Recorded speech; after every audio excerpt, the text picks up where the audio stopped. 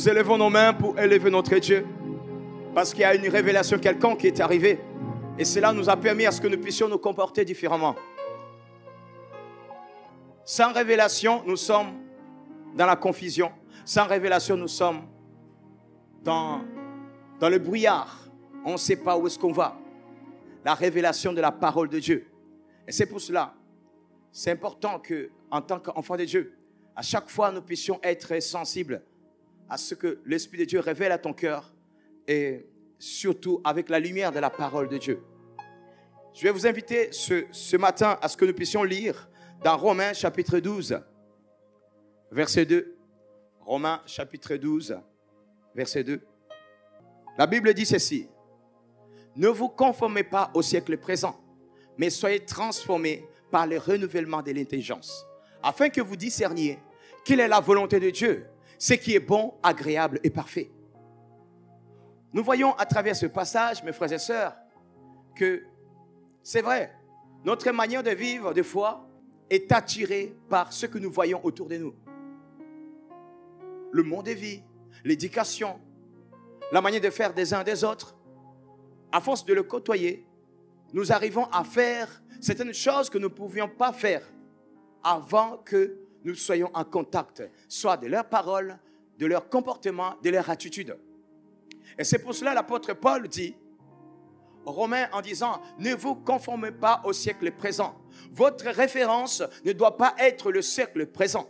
Votre manière de vivre ne doit pas être en fonction du siècle présent. Votre manière de vivre doit être confrontée à une transformation quelconque, par un renouvellement quelconque de l'intelligence. De l'intelligence. Sans le renouvellement de l'intelligence, tu peux être influencé par telle chose. Il y a d'autres choses qui peuvent s'intégrer sournoisement dans ta vie en montrant comme si il n'y avait pas de mal. Et pourtant, si, il y a un problème. Tu ne le verras pas arriver. Pourquoi? Parce que ton intelligence n'est pas renouvelée. Parce qu'on n'a pas été soumis à une transformation. Et nous savons, Dieu a pourvu pour que nous soyons transformés. Dieu a pourvu qu'il puisse avoir quelque chose qui va être fait à nous. Ce n'est pas pour rien que Dieu a permis à ce qu'il puisse avoir dans la loi une loi qui va conduire le peuple à ce qu'il puisse absolument être attiré par ce désir d'être transformé, d'être renouvelé à l'intérieur. Dieu a prévu cela dans sa parole. Une loi que le peuple de Dieu devrait observer pour que Dieu puisse agir en eux. Allons lire dans Deutéronome. Nous allons voir la parole de Dieu dans Deutéronome. Deutéronome chapitre 6, verset 8 et verset 9. La Bible dit ceci. Tu liras comme un signe sur tes mains et ils seront comme des frontons entre tes yeux. Tu liras lié, tu vas lier comme un signe sur tes mains et ils seront comme des frontons entre tes yeux. Tu les écriras sur le poteau de la maison et sur les portes. Ici, on voit le verset 8. Dieu amène son peuple à ce qu'il puisse mettre la parole. C'est que les Hébreux appellent les téphilines. C'est phylactère. On dit aussi phylactère. C'est ce que vous voyez des fois, c'est les Juifs. Vous voyez? Mettez ici. Comme la Bible dit au verset 8, tu les liras comme un signe sur tes mains et ils seront comme des frontons entre tes yeux. Des fois, vous voyez les Juifs dans la prière, ils mettent ça. Vous ne savez pas c'est quoi. Des fois, on le voit, on dit, c'est les Juifs. Mais en fait, dans les phylactères, qui est là, et l'autre ici, mais attaché, il y a 4 portions de la Torah. 4. C'est la parole. Dieu demande à ce que son peuple puisse le mettre entre les yeux. Pourquoi Dieu précise entre les yeux? Renouvellement de l'intelligence. Dieu veut faire quelque chose. Vous savez, quand tu rentres dans la médecine, de toute façon, on sait, dans le cerveau est divisé en 2 parties déjà. Hémisphère gauche, hémisphère droit, et aussi, à l'intérieur même, il y a 2 parties de 2 côtés. Mais limitons-nous au niveau de l'hémisphère gauche et l'hémisphère droite. On va voir que quand on te parle du cerveau, vous voyez là où il y a le nez, tout droit, tu divises en 2, tu vas prendre hémisphère gauche et hémisphère droite. Ce n'est pas pour rien que Dieu également va préciser, mettez entre les yeux. Pourquoi? Parce que tout simplement, il y a un message très précis. Dieu veut rentrer au plus profond de chacun de nous. Dès le commencement, Dieu veut que tu puisses être transformé, pas avec n'importe quoi, avec la parole. Aime la parole, mon frère. Aime la parole. Et une fois que tu as la parole, tu as la révélation de cette parole, vis cette parole. Dieu ne pouvait pas se donner autant de peine, à donner autant de directives. Il va dire même aux enfants de Dieu également, à la porte, ils puissent mettre ces portions de la Torah, ce qu'on appelle la Mezouza. La Mezouza, on la voit quand tu vas chez le juif, c'est là tu vas voir, même si c'est dans un immeuble, tu veux connaître la maison d'un juif, tu vas voir la Mezouza à l'entrée. À chaque fois qu'il rentre dans la maison, il touche sur la Mezouza. Il rentre. Il rend grâce à Dieu. On connaît ça, ce n'est pas n'importe quelle maison. Allons également lire dans toujours Deutéronome. Deutéronome chapitre 11, au verset 18.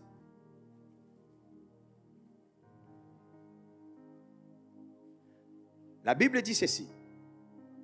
Mettez dans votre cœur et dans votre âme ces paroles que je vous dis. Mettez dans votre cœur et dans votre âme ces paroles que je vous dis. Vous les lirez comme un signe sur vos mains. Elles seront comme des frontons entre vos yeux. Waouh! Vous comprenez que l'objectif de Dieu, c'est que nous puissions mettre dans nos cœurs, dans notre âme, les paroles de Dieu. Vous savez, le cerveau est comme une partie de l'âme qui est dans le physique en fait, qui est physique. Tu veux connaître la partie de l'âme qui est physique? C'est le cerveau. Dans le cerveau, il y a la partie où il y a la mémoire, ça gère la mémoire. Si cette partie de la mémoire est abîmée, la personne ne pourra plus se souvenir de quoi que ce soit. Si physiquement tu ouvres cette partie-là du cerveau et tu l'abîmes, tu mets quelque chose physique, tu vas voir quelque chose. Tu vas ouvrir le cerveau, tu vas voir, ça bouge, tu l'abîmes. Automatiquement, le contact de la mémoire de cette personne est fini. Pareil, l'audition, tout ce qu'on peut savoir. Ce qui permet à ce que le corps puisse fonctionner. Et cela vient de l'âme. C'est l'âme qui donne la direction. L'âme, on ne la voit pas. Mais par contre, l'âme va envoyer les informations auprès de ton cerveau. Et ton cerveau va commencer à être en action. La Bible déclare que la lampe, la parole est la lampe à nos pieds. Ça ne vous rappelle pas une quelconque lampe que beaucoup de gens, qu'on appelle des fous ici, même au milieu de la nuit, ils courent avec. Diagonale des fous. Pendant la diagonale, on voit les gens avec la lumière. Quand tu cours dans le noir, ça ne vous rappelle pas cette photo-là? Ils courent comme ça. ça éclaire où il passe. Même dans les petits sentiers. Il court, il est vite, il est rapide. Il n'a pas le temps d'aller plus loin. Il veut voir là. Il a besoin de voir où il va poser son pied. Parce qu'il sait qu'en voyant là où se pose son pied, dès qu'il n'y a pas un problème, donc il va pouvoir continuer. Même s'il ne va pas très loin. Mais le fait de voir où il va poser ses pieds, ça le rassure. Ça dit, je peux encore continuer. La parole de Dieu, elle a une efficacité. Parce qu'il va te permettre à ce que toi, tu puisses voir là où tu vas. Et la parole de Dieu a aussi cette capacité de rentrer en toi et de faire cette transformation. Rentrer, toucher ton âme. Et que ton âme puisse savoir comment vivre. Non pas vivre comme vivent les voisins. Non pas vivre comme l'éducation que tu as reçue dans ta famille. Vivre selon cette révélation de la parole. Vous savez, les 4 lobes du cerveau de l'être humain, ça représente les 4 portions de la Torah qui sont dans les phylactères. Vous voyez, Dieu ne fait rien au hasard. Le cerveau est subdivisé avec 4 lobes. Et ces 4 lobes, et effectivement, Dieu va dire que vous allez mettre les 4 portions. Parce que Dieu veut absolument prendre le contrôle, guider ton cerveau. Ta manière de vivre, ta manière d'être, soit illuminée par la parole de Dieu. Afin que tu ne puisses pas être dans le noir. Et que ton cerveau puisse être inondé par la révélation qui vient de l'âme. Et l'âme elle-même, elle reçoit les directives qui viennent de l'esprit. Et comment peux-tu encore vivre dans la confusion? Tu ne peux pas vivre dans la confusion si ton âme est nourrie par la parole de Dieu. Et si également ton cerveau est dirigé par les révélations qui viennent de la parole. Quand tu lis la Bible, quand tu lis la parole, elle rentre. Et à un moment donné, une fois rentrée, l'Esprit de Dieu amène la lumière dessus. Et c'est là que l'âme va te dire, là maintenant tu peux utiliser telle parole. Là maintenant tu peux utiliser. Si tu ne l'as jamais fait rentrer, tu ne sauras pas comment l'utiliser. Tu peux être puissamment oint. Mais si tu n'as pas la connaissance de la parole, tu seras confus. Et c'est pour cela que nous voyons des gens qui restent dans la confusion. Pourquoi? Parce que dans sa famille, ça a toujours été comme ça. Non, je peux pas aller participer dans ce genre de culte. Parce que de toute façon, nous, dans notre famille, on n'a jamais été là-bas. Non. Enlève toute tradition. Enlève cette manière où tu vois tout le monde dit telle façon et tu fais. C'est important, comme disaient nos bien-aimés, que ce soit nos frères Harry ou Sully. C'est important. Nous puissions avoir la lumière de la parole de Dieu pour que nous ne puissions pas rester dans le péché. Nous puissions savoir où nous situer. Si on ne connaît pas la parole, on va rentrer dans le péché sans même nous en rendre compte. Et aussi, pareil, si on ne connaît pas la parole de Dieu, on ne va pas avoir les clés qui vont nous permettre à ce que nous puissions entraîner notre famille, nos proches, à vivre comme Dieu le veut. Nous aurons la puissance, comme disait notre frère Sully, mais nous ne saurons pas comment l'utiliser. Pourquoi? Parce que nous n'avons pas la révélation, nous n'avons pas la transformation, nous n'avons pas le renouvellement de l'intelligence. Ce renouvellement de l'intelligence passe par la parole de Dieu. Ce n'est pas pour rien que Dieu a mis dans la loi en disant ils le feront à chaque fois qu'ils seront en train de prier. Les Juifs, à chaque fois de prier, avant de prier, ils vont s'installer comme ça. Le matin, la prière du matin surtout, ils mettent les phylactères, ils vont les mettre et ils vont commencer à prier. Avec le chant de prière, ils commencent à prier. Dieu veut que nous, en tant qu'enfants de Dieu, nous puissions avoir cette curiosité. Ne reste pas dans la tradition. Ne reste pas dans ce qu'on t'a enseigné. Ne reste pas dans ton habitude. L'habitude va te noyer dans la confusion. Mais par contre, le fait de vouloir, en disant, Seigneur, Je veux que mon intelligence soit renouvelée. Je veux que mon cœur soit touché par cette parole qui est là. Que cette parole ne puisse pas te quitter. Tu la mets devant ton front, entre tes yeux. Vous savez, accéder là, c'est la porte de l'âme. Même ceux qui sont dans des trucs occultes, ils savent ça.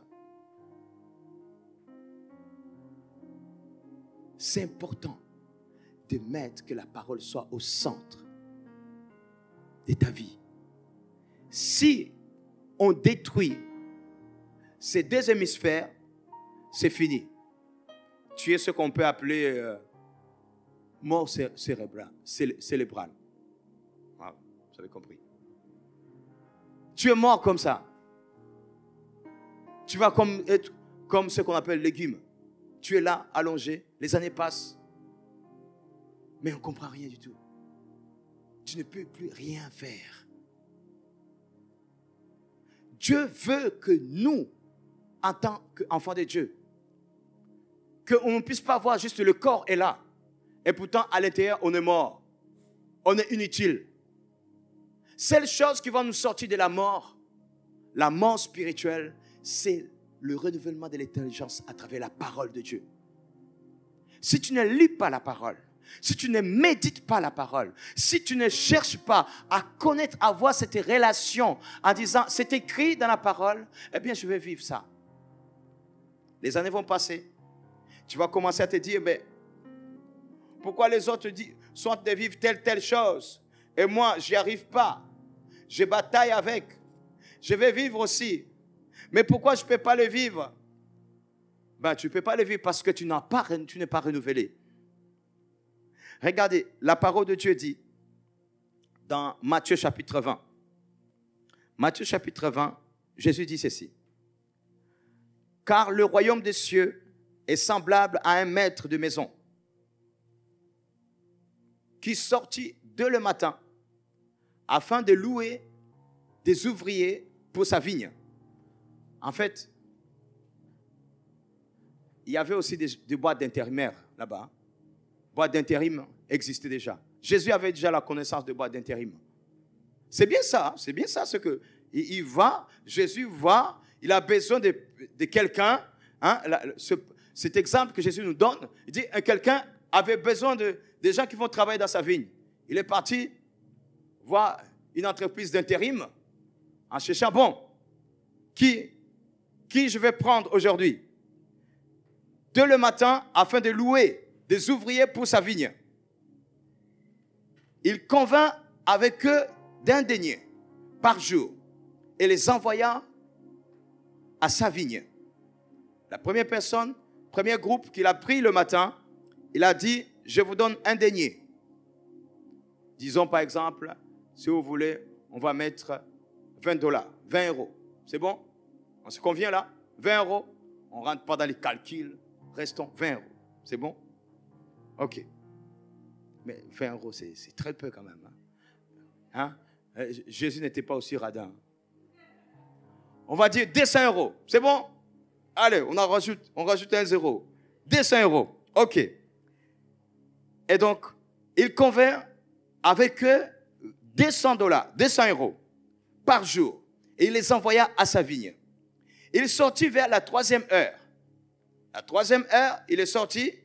Il en vit d'autres qui étaient sur la place, qui pointaient à cette boîte d'intérim.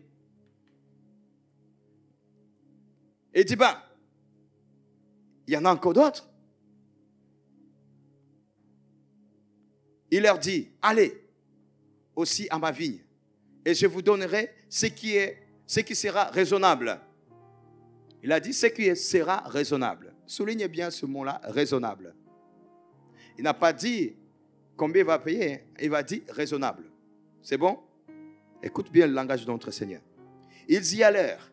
Il sortit de nouveau vers la 6e heure et vers la 9e heure. 6e heure, il est sorti, il a pris d'autres. Il les a envoyés dans sa vigne pour travailler. Vers la 9e heure, Il est sorti encore, il a pris d'autres, il les a envoyés. Étant sorti vers la 11e heure, il en trouva d'autres qui étaient sur la place. Et il leur dit, pourquoi vous tenez-vous ici toute la journée sans rien faire? Ils lui répondirent, c'est que personne ne nous a loués. Allez aussi à ma vigne, leur dit-il. Quand le soir fut venu, le maître de la vigne dit à son intendant, appelle les ouvriers et paie-leur le salaire, en allant des derniers au premier. Ceux de la 11e heure vinrent et reçurent 200 euros. Les premiers vinrent ensuite, croyant recevoir davantage, mais ils reçurent aussi 200 euros. En le recevant, ils murmurèrent contre le maître de la maison et dirent, ces derniers, ceux qui sont venus 11 heures après nous, n'ont travaillé qu'1 heure et tu les traites à l'égal de nous, qui avons supporté la fatigue du jour et la chaleur. Il répondit à l'un d'eux, mon ami, qu'on se mette bien d'accord. Hein, mon ami, qu'on se mette bien d'accord. Ça c'est moi aussi, j'ai rajouté. Hein? Mon ami, qu'on se mette bien d'accord. Je ne te fais pas tort. N'es-tu pas convenu avec moi de 200 dollars, 200 euros? Pourquoi j'irais 100 dollars? Hein? Il y a quelqu'un qui va recevoir des dollars ici. Hein? Ben, attrape. Peut-être, hein? C'est les nations là. Hein? Des dollars, ouais. Je sais pas pourquoi dollars. Je sais pas. Dollars. Chaque fois j'essaie, mes dollars, viens. Gloire à Dieu. Mon ami, je te fais pas de tort. Il n'y a pas de souci là-dessus. On s'est convenu. 200 dollars. Hey, ok, 200 dollars. Attrape. 200 dollars. Restons dans les dollars. On s'est convenu 200 dollars. Alors, où est le problème? Tu as ta part. Même ceux qui sont venus, 3e heure et 6e heure, il avait dit, je vais vous donner un salaire raisonnable. On ne peut pas dire qu'il a menti. C'était raisonnable pour lui. 200 dollars. Ok, c'est bon. Il a donné. Qu'est-ce que tu veux? Eh bien, écoutez bien.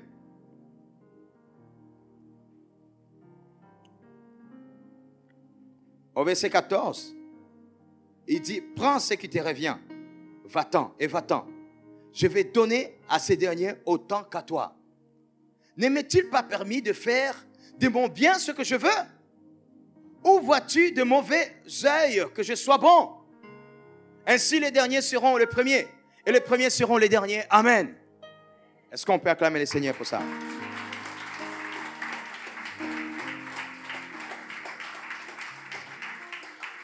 Écoutez mes frères et sœurs. Nous sommes enfants de Dieu. Nous écoutons la parole de Dieu. Dieu est bon. Dieu n'est pas injuste. Dieu prend tout simplement ce que nous lui offrons. Ces personnes-là, qu'est-ce qu'ils lui ont offert? Ils lui ont offert leur temps et leur engagement au travail qu'il leur avait donné. Et comme ils s'étaient engagés, ils ont travaillé, ok. Ce maître a dit, ok, je vais vous payer parce que vous avez travaillé. C'est la logique de Dieu. La logique de Dieu, c'est comment? C'est que nous devons réaliser que à partir du moment où nous rentrons dans la révélation de la parole de Dieu, le renouvellement de l'intelligence, Dieu veut nous amener à ce que nous puissions prospérer, nous puissions avoir la sémence et la profondeur, c'est-à-dire la récolte nécessaire qui va avec le fait de l'avoir accepté. Nous ne manquerons de rien. Il va subvenir à nos besoins. Il sera là pour nous dans tous les domaines, sur le plan physique comme sur le plan spirituel. Mais aussi, celui qui va venir après, il va recevoir aussi. Il ne fait pas des jaloux. Et tout celui qui vient. Et c'est pour cela, vous voyez, la parole de Dieu qui dit, je suis un Dieu qui bénit jusqu'à 1000e génération. Ok. Même celui qui va accepter Jésus, 1 heure avant sa mort, ses enfants vont être assis dans cette bénédiction. Maintenant, ne commence pas à faire les jaloux. En disant, celui-là, il a marché tout au long de sa vie dans le péché, mais regarde ce qu'il a reçu. Il a eu la grâce de pouvoir demander pardon. Eh oui, c'était sa part. Dieu donne comme il veut. Cette personne a eu cette grâce, eh bien, il va pouvoir prospérer dans sa vie parce qu'il a accepté Jésus comme son Seigneur et son Sauveur. Mais maintenant, toi qui es là dans le Seigneur, ce n'est pas l'occasion de dire, écoute, moi je vais faire à ma façon. Je sais qu'il y a d'autres personnes qui ont l'occasion, cette opportunité d'être pris, de venir à Christ au dernier moment. Je peux retourner dans le monde, et puis après, bon, ou bien je laisse d'abord, hein, je peux vivre ma vie comme je suis, mais au dernier moment, je vais me repentir. Qu'est-ce que tu en sais? Le dernier moment, ça peut être dans 1 heure. Tu ne sauras pas le moment. C'est maintenant qu'il faut prendre la décision. En disant non, Dieu m'a donné quelque chose. Quand j'ai accepté Jésus, Dieu m'a donné quelque chose. Je vais garder. Et je veux m'engager. Je ne vais pas dire non, je vais bâcler le rôle que Dieu m'a donné. Celui de pouvoir vivre la parole de Dieu. Tu es l'ouvrier dans sa vigne. Tu dois travailler. Tu dois œuvrer pour ton Seigneur. Dieu t'a appelé. Tu es venu à Christ pour le servir. Et non pas pour garder ce que tu as. Donne le meilleur de ce qui est en toi. Ce que Dieu t'a donné. Mets à sa disposition, mon frère, ma soeur. Ta famille a besoin de cela. Tes proches ont besoin de cela. Tes enfants ont besoin. Oui, vous pouvez acclamer le Seigneur parce que le Seigneur veut que nous puissions réaliser. Il nous a tous donné. Même celui qui va venir, d'ici 2 mois, il va aussi recevoir. Mais tout cela va dépendre de la manière que la personne va comprendre qu'il est appelé à servir. Dieu t'a donné à ce que tu puisses travailler dans sa vigne. Et à la fin de tout cela, il y a une récompense. Il va pouvoir te payer. La récompense, c'est que tu puisses œuvrer pour l'éternité, dans la vie éternelle, dans la présence de Dieu. Quel privilège de voir aussi aujourd'hui. Tu commences à travailler dans la vigne et tu vas te dire, hey, tu sais, parce que vous voyez, le maître cherchait les gens pour travailler.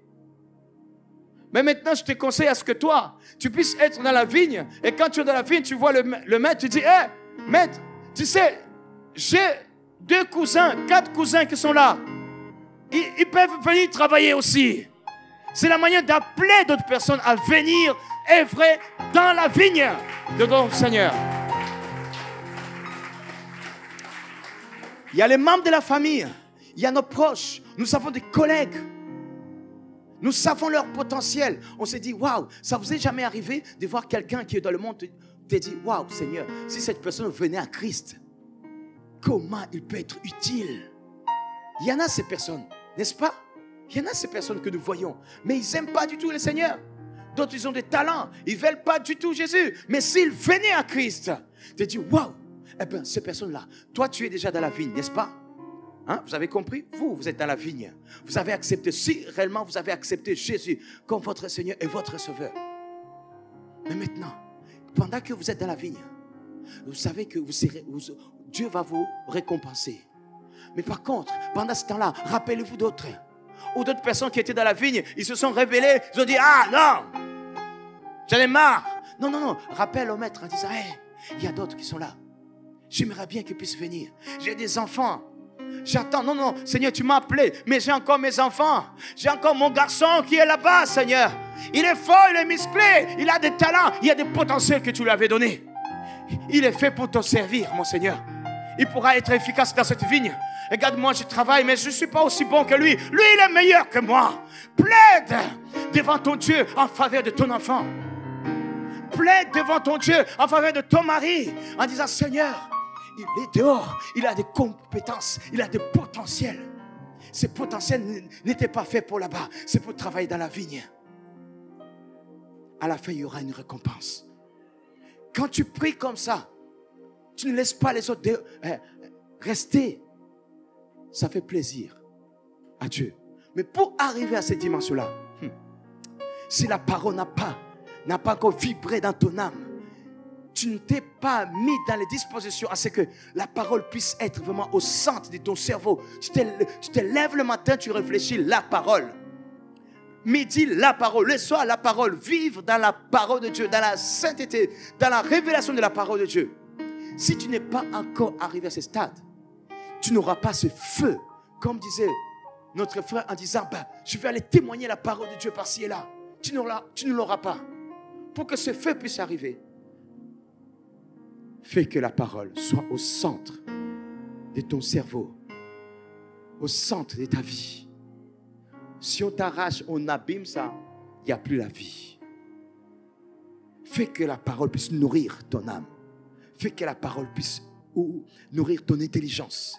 Ta mémoire soit renouvelée par la parole. C'est que comme ça que tu peux évoluer. Tu peux ne pas avoir fait des études. Mais si tu te nourris de la parole de Dieu, Dieu va renouveler ton intelligence. Tu seras intelligent. Et tu vas être une personne qui aura des révélations qui vont te permettre d'évoluer. Alors, c'est pour cela, mon frère, ma soeur, j'aimerais bien t'inviter ce matin à ce que tu puisses prendre conscience que pour que tu puisses œuvrer dans la vigne efficacement, tu as besoin des atouts. C'est la parole de Dieu qui va t'enseigner ce timing spirituel en disant, là, je dois me lever. Je dois dire au maître de la vigne en disant, il y a quelqu'un dehors. Il va te montrer comment t'approcher du maître de la vigne. Vous comprenez? Le maître, c'est Jésus. Et sans la parole, tu ne sauras pas comment lui parler. Tu ne sauras pas à quel moment dire les bonnes paroles pour attirer les membres de ta famille, tes proches, les gens que tu aimes. Ils pensent connaître la parole, mais ils ne connaissent pas. Vous voyez? On peut penser connaître la parole, mais on ne connaît pas. Pourquoi? Parce qu'on n'a pas la révélation. Peut-être tu avais déjà lu ces passages de Deutéronome, mais tu n'avais pas compris. Tu disais, c'est quoi ça? Entre les yeux. C'est quoi ça? Ou bien tu avais déjà vu les Juifs avec les téphidim devant sur leur front. Ils mettaient ça, les phylactères. Tu disais, c'est quoi ces choses-ci? Tu ne comprenais pas. Mais tu comprends, en fait, Dieu a mis cette loi au milieu de son peuple en disant, là où vous serez, je veux que vous y soyez. Vous puissiez réfléchir, vous puissiez penser, vous puissiez méditer, vous puissiez avoir envie, le goût, dans votre émotion. Tout ce que tu penseras au plus profond de toi-même, j'y sois. Moi, je suis la parole. Je vais prendre le contrôle de toute ta vie. Aucune miette, tu dois mettre à côté. Je veux que tu puisses marcher selon que c'est écrit. Et non pas selon l'éducation ou la tradition que tu as reçue. Non, c'est pour cela, c'est là. Tu marches avec partout où tu vas.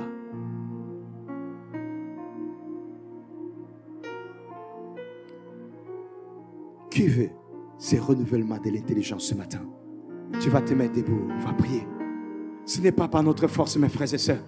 C'est Dieu lui-même. S'il a mis cette loi, ce n'est pas pour rien. C'est celui-là. Moi aussi, je veux. Encore plus, encore plus. Ce matin, quand j'étais assis ici, et notre sœur Nawal était en train de conduire la louange, et j'entends cette parole, renouvellement de l'intelligence. Renouvellement de l'intelligence. C'est tellement dans la louange, je vous assure, j'avais déjà même oublié le verset où je pouvais trouver renouvellement de l'intelligence. J'étais obligé d'aller dans mon téléphone. Tellement que j'étais confus. Je dis, waouh, Seigneur, qu'est-ce que tu veux nous dire? Renouvellement de l'intelligence. Dieu veut te renouveler ce matin. Si tu es renouvelé au plus profond de toi-même, vous voyez, sur le plan physique, si tu mets la parole, sur le plan physique, la parole a la capacité de toucher ton cerveau. Tu oublies certaines choses maintenant. Tu dis, aïe, aïe, aïe, aïe, mon cerveau l'a rouillé. Non, ce n'est pas encore rouillé. Mets dedans la parole. Elle va dynamiser ton cerveau. Au nom de Jésus-Christ. Dis, Saint-Esprit, je suis là. Je suis là. Renouvelle mon intelligence. Renouvelle-moi. Renouvelle-moi. Maintenant. Maintenant. Maintenant, Seigneur. Maintenant, Seigneur. Je le veux. Tu vas répéter après moi. Mettez dans votre cœur et dans votre âme ces paroles que je vous dis. Vous les lirez comme un signe sur vos mains. Elles seront comme des frontons entre vos yeux. Vous les enseignerez à vos enfants et vous leur en parlerez quand tu seras dans ta maison, quand tu iras en voyage, quand tu te coucheras, quand tu te lèveras, au nom de Jésus, maintenant et pour toujours. Seigneur, moi et ma maison, nous te servirons. Réfléchis un peu. Réfléchis un peu. Tu répètes si tu réalises ce que je suis en train de dire. Moi et ma maison, nous servirons l'Éternel. Réfléchis. Réfléchis. Réfléchis d'abord à ces versets. Nous sommes dans la présence de Dieu. Ne dis pas juste des mots comme ça. Parce qu'il y a quelque chose qui précède cela. Il y a quelque chose qui précède. Réfléchissez d'abord avant de répéter ces versets. Il y a quelque chose qui précède. La parole doit être au centre de ton cerveau. Au centre, ça veut dire quoi? Ça contrôle toute ta vie. C'est pour cela, c'est là.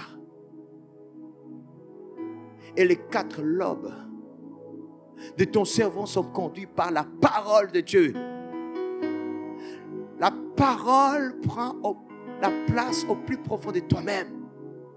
Ça touche ton âme afin que ta maison puisse vibrer au son de la parole. Réalise cela. Tu as réalisé cela. C'est une promesse que tu as de faire en ton Dieu. Je ne veux pas que tu puisses faire une fausse promesse. Réalise, mais il y a un héritage qu'on pas possible. Si tu fais cette promesse ce matin, alors, je vais compter jusqu'à 3 et on va commencer à répéter cette promesse. Mais réalise l'engagement que tu vas faire. Lève ta main droite maintenant.